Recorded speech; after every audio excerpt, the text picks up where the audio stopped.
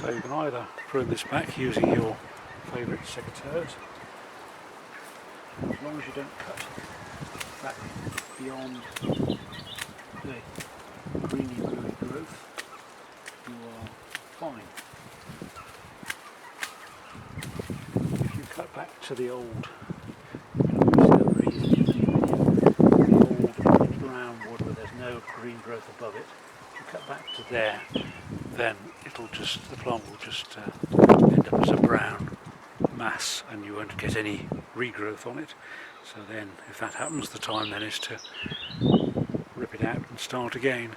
Sometimes the lavenders get too big anyway and a bit leggy, or you get too big and take up too much space, so then it's probably, if you can't cut back far enough without getting into the old dead wood, the best thing is to take them out, throw them away and start again. This is supposed to be hid cut, but does seem quite vigorous. I wonder if it is hid cut. But anyway, it's quite nice when it's out. This particular year I cut it back late summer because probably ran out of time, but now it's the middle of February and I'm cutting it back. I'll do this part with the secateurs, but now as I have quite a lot of lavenders to do, I'll do it with the long handled hedge trimmer. Get a bit noisy for a while, but we'll get the hedge trimmer going and we're not going to go too deep.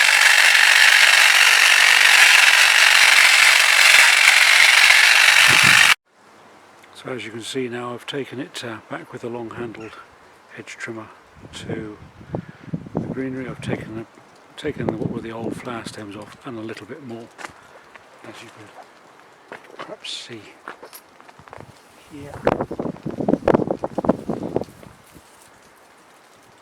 Hopefully you can see that. I've taken off the long old flower stem and a little bit more, but still left the greenery here, which is essential. Otherwise, as I say, if you go back to the dead wood, it will just die off. You'll end up with no flowers at all, which would be a shame.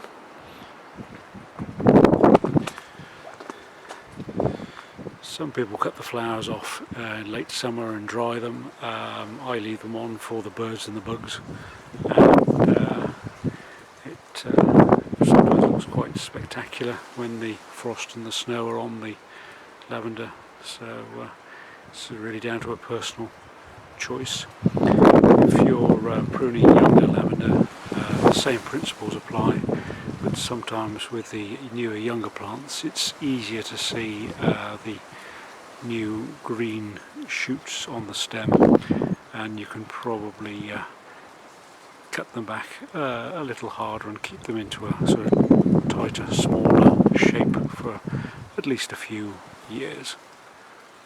But once again, just don't cut into the old brown wood. Make sure that there is quite a number of bits of greenery and green, either green buds or the greeny blue lavender, and then you'll be fine.